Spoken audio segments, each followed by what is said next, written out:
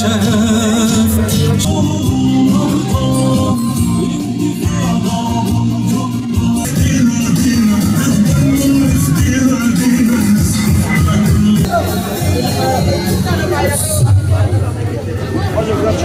olarak tertiplenen basın açıklamamıza hoş geldiniz, sefa bizler Gazze'yi Bismillahirrahmanirrahim ve la tahsabannellezîne kutilû fî sebîlillâhi emvâta.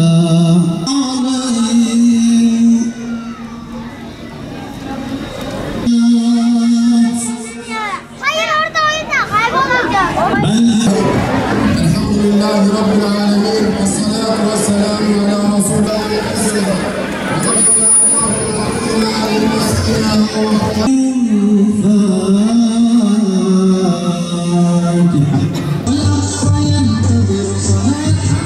değerli krallarından dolayı Allah için ölenlere ölü demeyin. Her şehit ölmemiştir ve Allah katında diridirler.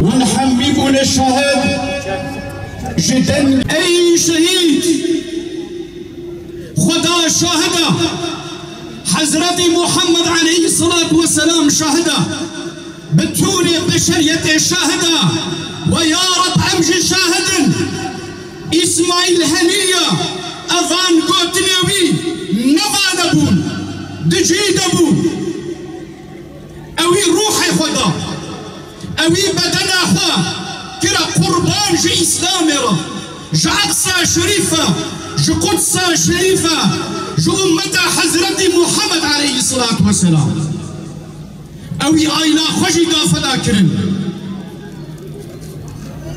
گلی مسلمانا یا رب تشهادتا موبتون مسلمانا جی شهید را تقبول بك اياها وجرب برشيدي بغير دقها شهيد للمسلمين لجنازة سعد بن معاذ الرحمن لوفاة سعد بن معاذ رضي الله عنه هجري للمسلمين حتى حصل بيتنا فرعون عين وشكلي أي مسلمان يدري والله يروح مشي هجري والله بدر مسلمانا مقدسات الإسلام بجهاد وشهادة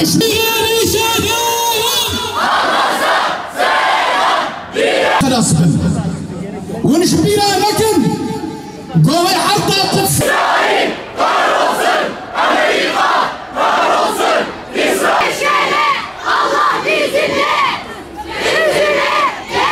Selam litey Kudüs bajare peygambera feda tekeriye pirozlu ümmetli her devra İbrahim te avakir Süleyman te civarkir Selahaddin rüzgar kir ve Halidu Ümmera. Gazze ümmetin, insanlığın imtihanı. Gazze ve bütün Filistin'de insanlık tarihinin en büyük dramlarından biri yaşanıyor.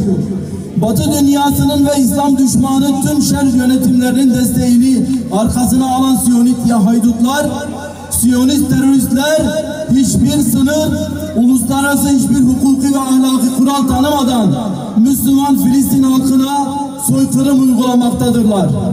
Kadın, çocuk, genç, yaşlı, hasta sivil dinlemeden Filistin halkını vahşice katletmekte, onları açlığa mahkum etmektedirler.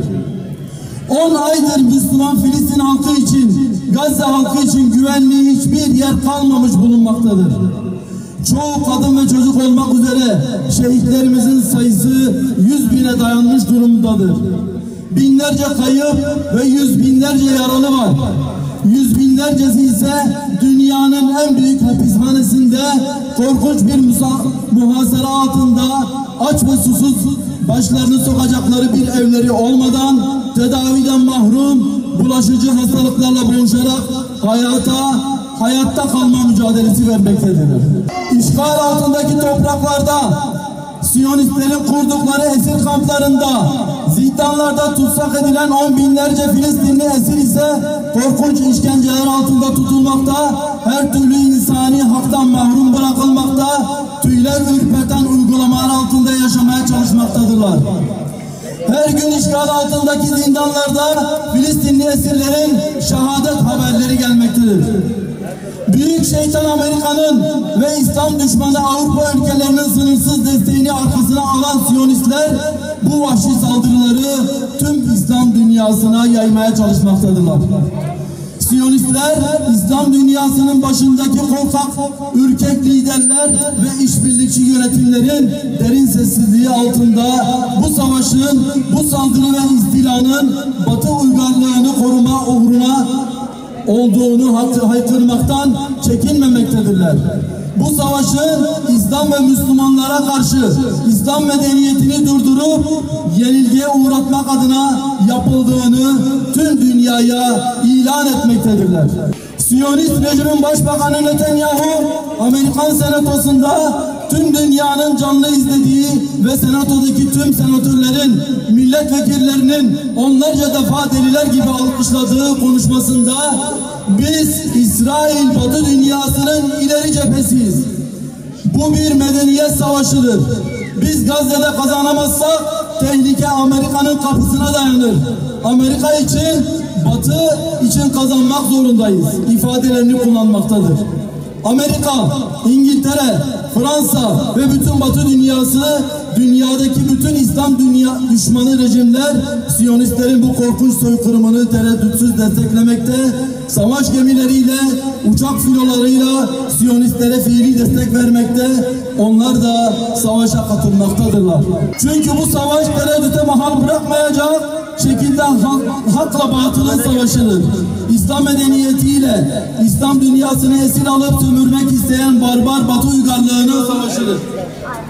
Bu savaş Kudüs'ün ve Mescid-i Aksa'nın özgürleşmesini istemeyenlerle başkenti Kudüs olan büyük bir Yahudi devleti kurmak isteyen küfür cephesinin savaşıdır. Sadece Filistinlilerin savaşı değil, bu savaş bütün ümmetin savaşıdır.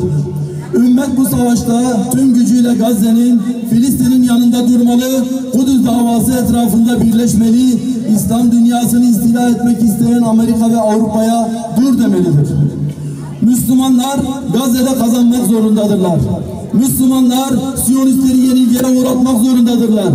Eğer Siyonistler Filistin'de, Gazze'de kazanırlarsa İslam dünyasının hiçbir coğrafyası güvende olmaz. Sıra İslam dünyasının diğer topraklarına gelmeden bu vahşi soykırım kapımıza dayanıp çocuk ve kadınlarımızın topluca katledilmeden şehirlerimiz Amerika'nın ve müttefiklerinin füzeleri altında harabeye dönmeden Müslüman Filistin halkının yardımına koşmalıyız. Onların imdadına lebbeyk demeli, canımız ve mallarımızla bu mukaddes direnişi saflarına yer katılmalıyız. Kürdü, Türk'ü, Arap'ı ile hangi milletten olursa olsun tüm dünya hakları Filistin davasına sahip çıkmaya, Filistin davası için bedel ödemeyi göze almaya, fedakarlık yapmaya çağırıyoruz. Ey Müslüman halkımız!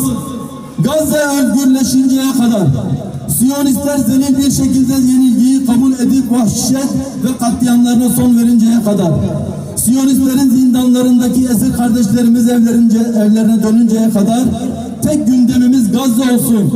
Her gün meydanlarda olalım. Her türlü imkanı kullanarak, yöneticilerimiz üzerinde baskı kurarak Gazze ve Filistin için onları harekete geçirmeye çalışalım. Canımızla, malımızla, dilimizle, duamızla Filistinli kardeşlerimizin direnişine ortak olalım. Tekbir! Amellerimizi ihlassız, ahiretimizi cennet